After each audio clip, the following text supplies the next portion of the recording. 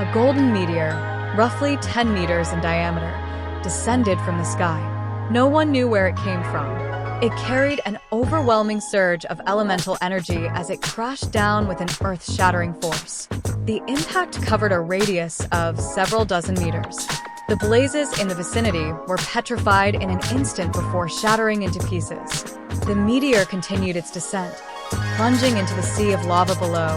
Yet, oddly enough, it caused not even the slightest ripple. Of course, this didn't mean Planet Befall was weak. It was just that, in the world of Minecraft, nothing ever made lava ripple. The 7 blazes that had swarmed toward them were completely annihilated. As expected, with Zhongli's abysmal luck, only 2 blaze rods dropped. Ryen clicked his tongue in exasperation, nodding as if in deep reflection. "Man, you've still got it, huh?" Then, after a moment, he added, "But seriously, from now on, let's not use elemental abilities to farm mobs. Your drop rate is atrocious." Zhongli shook his head slightly, unconcerned with Ryen's complaints. He murmured, "Too much of my strength is being suppressed here. My divine power is inaccessible. My dominion over stone is gone without a trace. The only abilities I can still use here are the Jade Shield and Planet Befall." Ryen rolled his eyes. "Oh, cry me a river. That one move of yours probably does more damage than 4 or 5 TNT explosions combined. I don't even have any large-scale destruction abilities like that." Zhongli neither agreed nor disagreed. His gaze remained fixed on the few remaining blazes that floated aimlessly in the distance. "But you," he said quietly, "possess unparalleled single-target lethality, do you not?" Ryen arched an eyebrow, his hand resting lightly on the hilt of his blade. "So I do. Ever heard of the Flying Thunder God technique?" Before Zhongli could respond, Ryen flicked his sword. In an instant, his figure blurred, flickering through the nether fortress like an illusion. Phantom blades embedded themselves in the ground wherever he passed, marking his path like the strokes of an artist's brush. To any onlooker, it seemed as though countless copies of him were darting through the fortress at once. In the blink of an eye, he was back at Zhongli's side. He tossed 5 blaze rods in the air and caught them with a triumphant grin. "See? Even without looting, my luck is still better than yours." Zhongli sighed, shaking his head in resignation. The way Ryen had moved just now like a mirage, an illusion that barely seemed real. The power of space is truly terrifying, and Planet Befall isn't. The two shared a knowing smile, exchanging no further words. Zhongli was well aware that, without the fragment of power Ryen had granted him, his Planet Befall wouldn't have nearly the same impact in this world. In truth, both of them had vastly different strengths within the Minecraft world. And Minecraft, in turn, severely restricted the abilities of both Genshin characters and gods. Zhongli excelled in large-scale attacks. Ryen, on the other hand, was an unpredictable phantom, darting through space itself. With Enma Blade, Ryen could perform feats of teleportation that were almost as ridiculous as the Flying Thunder God technique. One focused on wide-area destruction, the other specialized in pinpoint assassination. Together, they had all the tools needed to deal with any danger. And that was what gave them confidence in this world. But once they left Minecraft, Ryen wouldn't need a sword. One punch would be more than enough. Still, from now on, let's avoid using these skills if we can. Ryen sighed regretfully. Think about it. We just killed so many blazes, and with our looting enchantments, we should have gotten at least 20 blaze rods. But instead, what did we get? 7. Massive loss.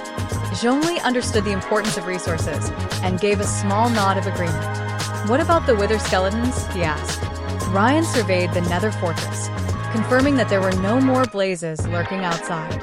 "Let's go back and grab my maxed-out looting diamond sword from Ganyu and the others," he decided.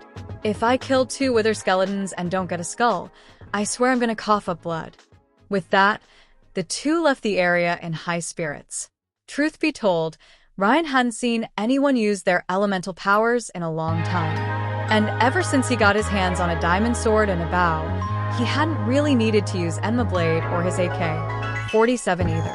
He had almost forgotten that Zhongli and the others had these abilities, just like he had nearly forgotten he still had that kind of firepower himself. But knowing he could use them and choosing to use them were two different things. At the end of the day, farming mobs this way was efficient, but the loss of good loot was just too painful.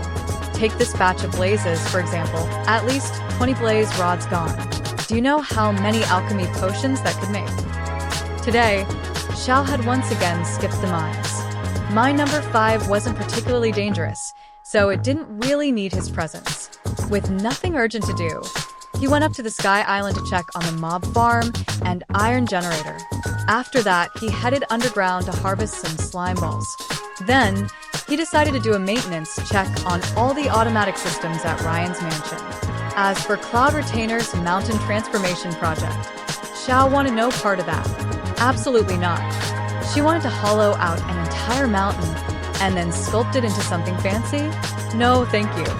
She could take a squad of interested miners and let them deal with it. 3 or 4 dozen players with chain mining would work far more efficiently than 100 unenchanted workers anyway. Besides, if he had that much free time, he'd rather focus on fixing up his own place. Xiao had built a small room at the very top of Zhongli's treehouse. It wasn't exactly well designed, but now that Zhongli and Ryen were away, he had some time to renovate it properly. His dream was to one day invite Zhongli up for tea. But unfortunately, Xiao had zero talent for building. The tree was blocky, so his house was blocky too. And he refused to ask anyone for help. So, with nothing else to guide him, he was awkwardly trying to copy elements from Ryen's mansion.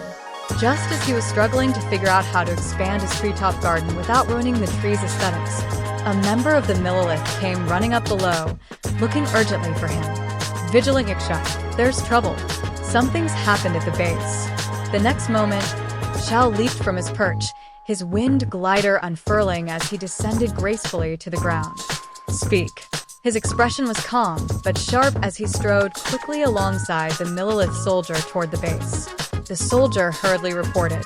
A group of creatures, wielding crossbows and looking quite similar to villagers, appeared outside the base just now. Vice Captain Chong, he thought they were just lost villagers and was about to fence them in until Lord Ryen returned to deal with them. But suddenly, they opened fire with their crossbows, attacking Vice Captain Chong E. Hearing this, Zhao's brows furrowed slightly. They attacked first? Then they're not villagers, but hostile entities. What about Chang'e? Vice Captain is fine, the Millilith soldier reassured him, shaking his head.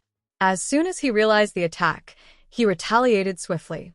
With the help of the wolf pack and our men nearby, he only lost 3 hearts before we wiped them out completely. He has since recovered fully. Xiao found this even more puzzling. But since they were already near the base, he didn't press for details and quickened his pace. At the base, a group of Millilith soldiers and off-duty miners had gathered around Chang'e, while the wolf pack remained on high alert, sitting obediently on the ground. The Adeptus is here. Great sage.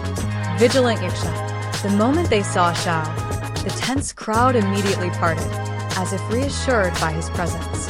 Chang'e stood tall, his uniform slightly damaged. There was a hole in the fabric, revealing the leather breastplate beneath.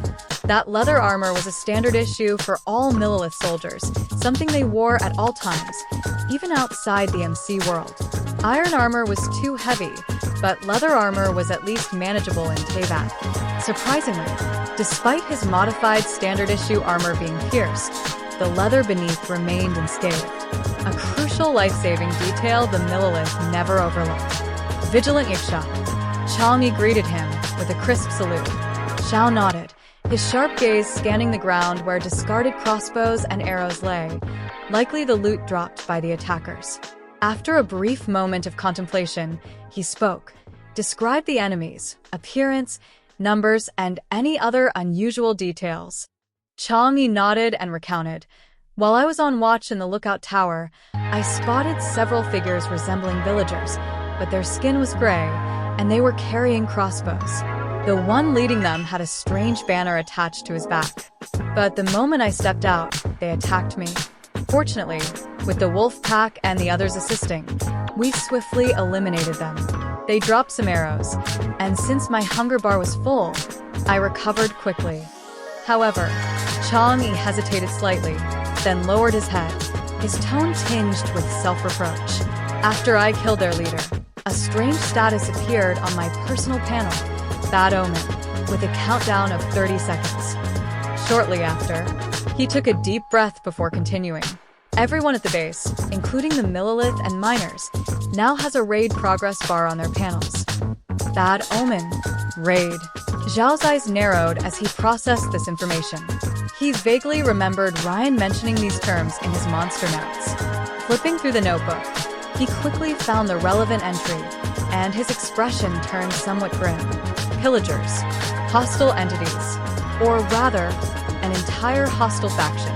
What they had encountered earlier was, without a doubt, a patrolling pillager squad.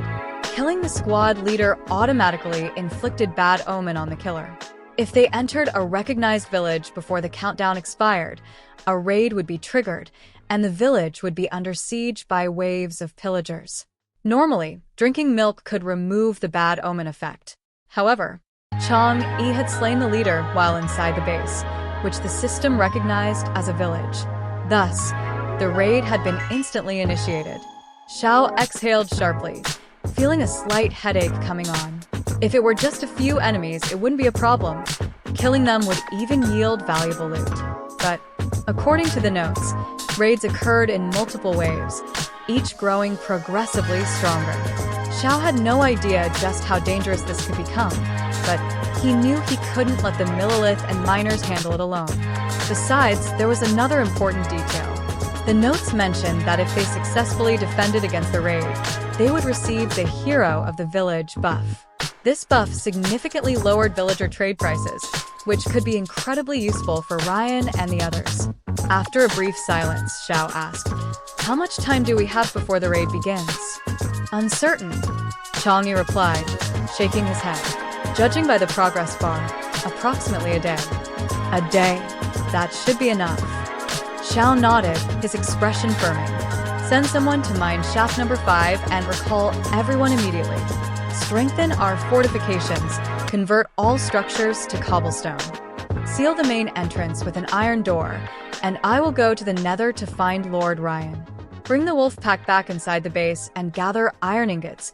We'll build an iron golem outside as an additional guard." The Millilith straightened and saluted. "Understood." As the soldiers and miners swiftly sprang into action, Zhao turned and sprinted toward the manor villa.